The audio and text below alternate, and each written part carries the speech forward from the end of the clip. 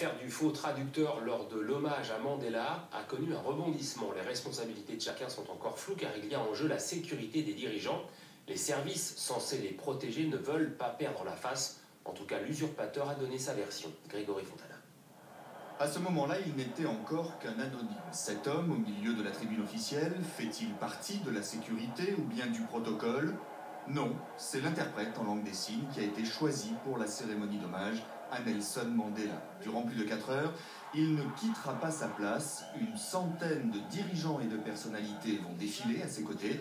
Sa prestation est retransmise par les caméras du monde entier. Seulement, les gestes sont décousus, désordonnés, parfois même totalement improvisés. Bref, incompréhensibles. Choqués, les associations sud-africaines de sourds et malentendants dénoncent une imposture. L'homme sort de l'anonymat. Je ne me rappelle pas là, aucun souvenir. Djanji Tamsanqa a 34 ans, traité pour schizophrénie. Il dit avoir entendu des voix et s'est mis à halluciner. C'était très... Attendez, comment je vais vous expliquer ça? Voilà, j'ai vu des anges.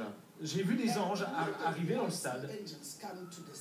Propos tout aussi confus que ces gestes, imposteurs pour les uns, risés pour les autres. En attendant, l'histoire ne dit toujours pas comment il a pu se faufiler à travers les dispositifs de sécurité. D'autant qu'il n'en est pas à son coup d'essai.